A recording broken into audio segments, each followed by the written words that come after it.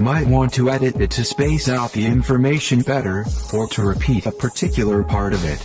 Repeating the most important information is a great way to get the most out of your new revision track. I've listened through a couple of times and decided where I want to place the first section of notes. I noticed that there's a 16-bar introduction in the time-lapse track that builds. I thought that it would be perfect for my first section of speech, as it only provides a brief summary of what's covered in the rest of my track. Before I move it, I want to show you a really useful feature of GarageBand: markers. I'm going to use markers as visual separators on the arrangement page that will help me to jump to different sections quickly. This will also help when spacing out your speech recordings.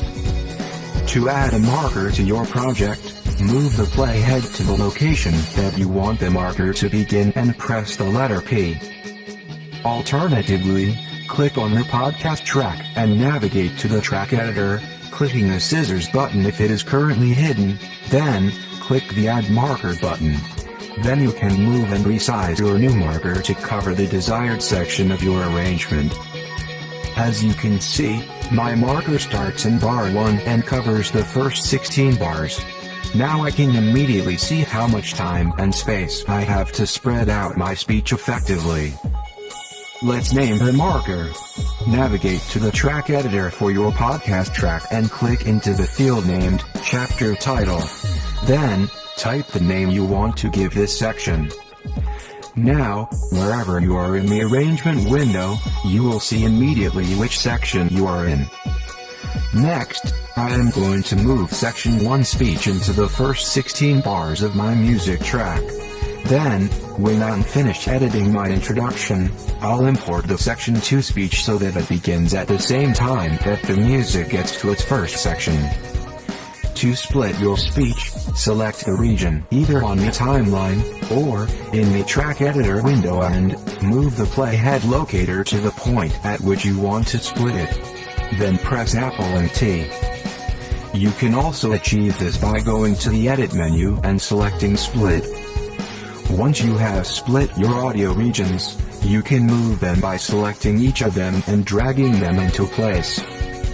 When your regions are the right distance apart, you can move them all in relation to your music track, if you need to.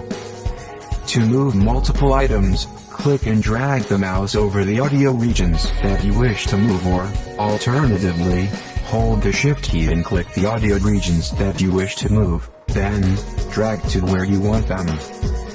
As I already mentioned earlier, you may wish to repeat certain information which may make it easier for you to remember. To do this, select the audio region that you want to repeat, copy it using either Apple and C, or, by clicking the Edit menu and selecting Copy. Click on the timeline to move the playhead to the location where you want to place your repeated audio region, then, paste it using Apple and V, or, by clicking the Edit menu and selecting Paste. Alternatively, you could select the audio region, hold the Alt key, and drag the region to where you want the repeat to appear in the timeline. Since I don't want to repeat this region, I'm going to delete it. If you need to delete a region, select it and press Delete. Once you have this section of your speech arranged as you want, you can stick them back together to make moving them around easier. Select the audio regions that you wish to join, then click Apple and J, or navigate to the Edit menu and select Join.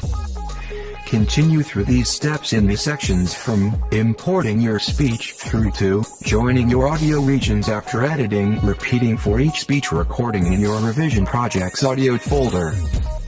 You may also want to listen through a few times to tweak a few edits. That's it. Now that you've finished your arrangement, it should look something like this. This brings us to the last step before we can mix and export your track. Please import the LTS credits or LTS credits spoken file. They can be found in your project's audio folder. Drag your chosen credits file to the end of your revision track. This will ensure that anyone who listens to your revision track links to our site and can get access to the same tutorials that helped you to produce your track. As you can see, I'm using the spoken version, as there is still room in the outro of my backing track. Here's how it will sound. Song tutorial. For more information, visit LearnThruSong app. If you have run out of backing track, you might prefer to use the alternative version, which you can add at the end of your track.